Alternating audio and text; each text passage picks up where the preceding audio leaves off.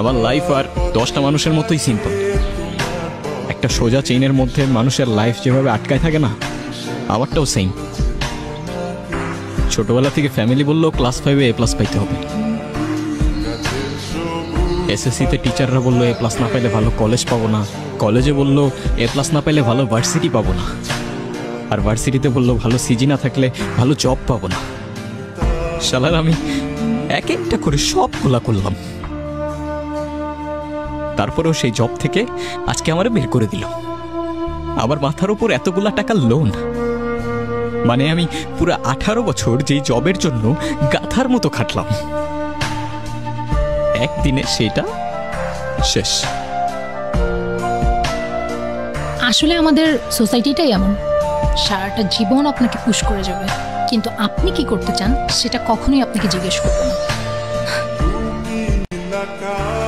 এই যে আমাকেই দেখুন, ছোটবেলায় বাবা মা মারা যায়, তারপর থেকেই আঙ্কেল আন্টির কাছেই বড় হই, কিন্তু যতই বড় হতে থাকলাম ততই বুঝলাম আমি তাদের বোঝা, তাই আর বোঝা হয়ে রইলাম না, বেরিয়ে পড়লাম।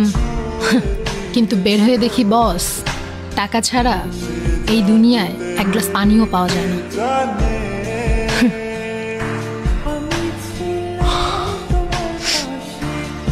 মানুষের লাইফটা আসলে অনেক কমপ্লিকেটেড, উপর থেকে দেখলে বোঝা যায় না কার লাইফে কি চলতেছে। চলেন যাই। যাই মানে কোথায়? আপনার না এই একটাই সমস্যা, খালি প্রশ্ন করেন, মাঝে মাঝে প্রশ্ন না করে একটু সামনে গিয়ে দেখেন না জীবনটা কি আছে। চলেন।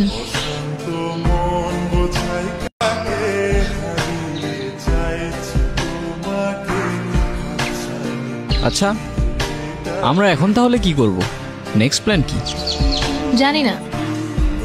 আচ্ছা, এমন যদি হতো আমরা কোনো গুপ্তধন পেতাম? ধ্যাত, এই যুগে গুপ্তধন পাওয়া যায় নাকি? এগুলা তো ছোটবেলায় গল্পে শুনতাম। আরে আমি অনেকগুলো মুভিতে দেখেছি, গুপ্তধন মানুষের আশেপাশেই থাকে বুঝছো, কিন্তু মানুষ খুঁজে পায় না। এমনও তো হতে পারে আমাদের আশেপাশেও গুপ্তধন আছে। মানে তুমি এমন ভাবে বলতেছো গুপ্তধনের আর খেয়ে দেয় কাজ নাই, আমাদের মতো দুইটা অবাকের সামনে এসেই পড়বে।